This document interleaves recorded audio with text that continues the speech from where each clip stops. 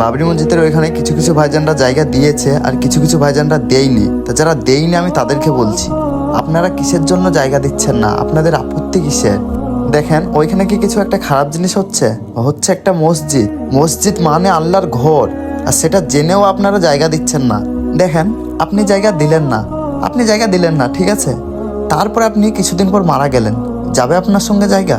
দেখেন আপনি যখন এসেছিলেন খালি হাতে, ঠিক আছে, আর যখন যাবেন আপনার গাড়ি বাড়ি জায়গা জমি সব কিছু আছে, কিন্তু যখন যাবেন কিচ্ছু যাবে না।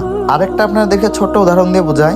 দেখেন আপনাদের ওইখানে যেতজনেরই জায়গা আছে, কারোর বয়স 50, কারোর বয়স 45, কারোর বয়স 55, তা আপনারা বাঁচবেন কতদিন? খুব জোর হলে 70 কি 75, তার বেশি তো না। তা দেখেন 3 ভাগে 2 ভাগ বয়স হয়ে গেছে আর 1 ভাগ আছে। তা এর মধ্যে কতটা পাপ করেছেন একবার নিজে নিজে ভাবেন। আমাদের পৃথিবীতে সবচেয়ে শ্রেষ্ঠ মসজিদ হচ্ছে বাবরি মসজিদ, আর সেটাই হচ্ছে আপনাদের গ্রামে, আর আপনারাই জায়গা দিচ্ছেন না। তাহলে দেখেন ইয়াসব আপনারা মাথা থেকে বাদ দেন যে আমাদের হুমায়ুন যে টাকাটাই দিচ্ছে এমনি পাবলিকের থেকে বেশি দিচ্ছে অনেকটা। তা আপনারা ওই টাকাটা নিয়ে পাশের গ্রামে জায়গা কিনে ফেলিত হন, তাহলে আপনাদের জায়গাও থাকছে, মসজিদও হচ্ছে। তা দেখেন ভাইজানরা, অনেকেই তো পাপ করেছেন, তার বাধা দেন না, জায়গাটা দিয়ে দেন, মসজিদটা ওখানে হোক, বাকি জীবনটা ভালোভাবে পার করেন। তাই ভিডিওটি বেশি করে শেয়ার করো যেন ওই ভাইরা দেখতে পায়।